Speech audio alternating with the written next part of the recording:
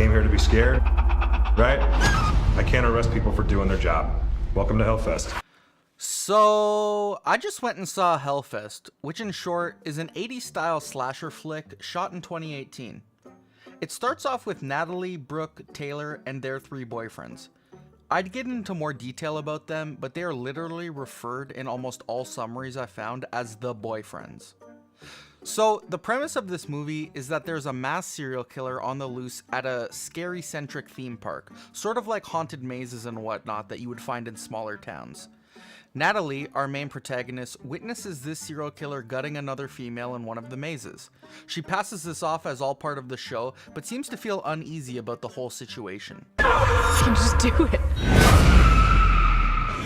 Then this mass serial killer begins to follow her, which we as the audience can only assume is because she told him that he did not scare her. You think you scare me? No. Move. That is the basis of the whole killer, that if you show him that you're not scared of him, then he kills you. Amazing, I know. What a justification for brutally killing innocent people. But I digress. After witnessing this murder, the serial killer begins to stalk Natalie and killing her friends one by one because horror, am I right? Next to die is, let's call him muscly Filipino boyfriend, because if the writers don't care about him, neither do I. He is one of the most gory deaths in the movie. The killer traps him in one of the parts of the maze, tackles him, and then shoves a needle into his eyeball.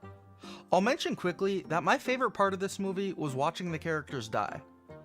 I don't know, maybe that sounds awful, but they didn't develop the characters at all, so I didn't really end up caring about them. The next to bite the bullet is Taylor. It's a fear festival, so they get someone from the crowd to volunteer to do a beheading. Taylor volunteers, and we are treated to a fake decapitation. All her friends freak out, thinking she was beheaded. The curtain closes, and we see that it was a fake head and that Taylor is fine. But then the best scene in the entire movie happens. The executioner, which is all dressed up, takes off his mask to reveal the other mask, and it turns out to be the killer. Now this killer is a moron, so while he's trying to actually kill her, she runs away. Her friends chase her, then the killer gives chase behind them and ends up stabbing Taylor, and let's call him hot white boyfriend. Then Natalie and Brooke are chased into the main attraction of the festival, a maze called Hell. After what seems forever of a long and drawn out chase scene, Natalie finally stabs the killer in the stomach, and Natalie and Brooke run out of the maze, as cops are on their way in because somebody realized the murders were real. The cops come out of the maze a few minutes later and say that they could not find the killer. Now, the ending scene, we see a van pull up to a house. A man who we now know at this point is the killer walks into his garage, puts his mask in a lockbox with 5 other masks and a picture of Natalie and her boyfriend. Then we see a little girl sleeping on the couch wake up and say, "Daddy, I missed you," and give the killer a big hug. Now, it was really hard for me to break down that movie without giving my opinions because this movie was awful. The pacing of it was slow, and then at the end, all of a sudden it ramped up from 0 to 100 really fast. There was no character development. You don't know why certain things are going on. I mean, Natalie, our main character, will keep hinting at things like, "Oh, I'm sorry I've ghosted you. I'm sorry I haven't had time for you," but there's really never an explanation of why other than, I guess, school, but it's never really said to be that. It's very confusing. The other part of this movie that really bothers me is that we never find out the killer's intentions. We never find out why he's doing what he's doing.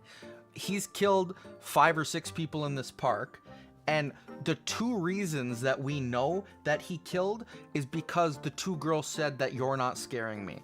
That doesn't seem like motivation to become a serial killer. To me, that doesn't make sense.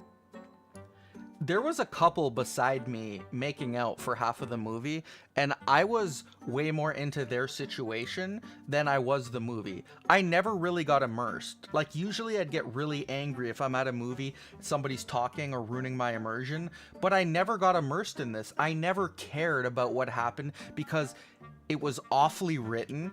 The motivations aren't clear. I didn't think that it was shot very well.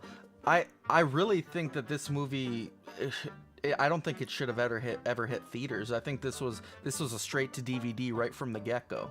So after reading an article with director Gregory Plotkin, which I'll leave in the description, you find out, let me just read this verbatim. We shot the movie in 23 days, so between everything I had to do, it was really difficult. I only had 3 weeks of prep. So you can go and read the full article, but I have to tell you that this really shows that, like, to me, this is rushed. I mean, I feel like they just wanted to get this out before Halloween to get the most bang for their buck that they could.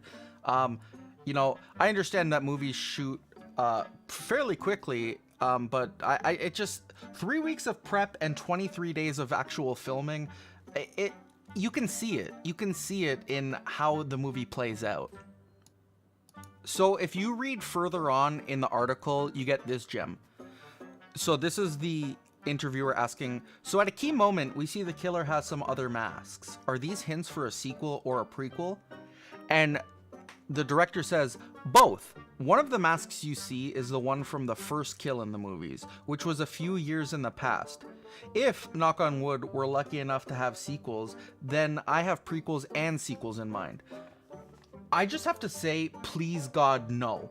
I am all for more horror movies being made, but this one has already shown that it is not good.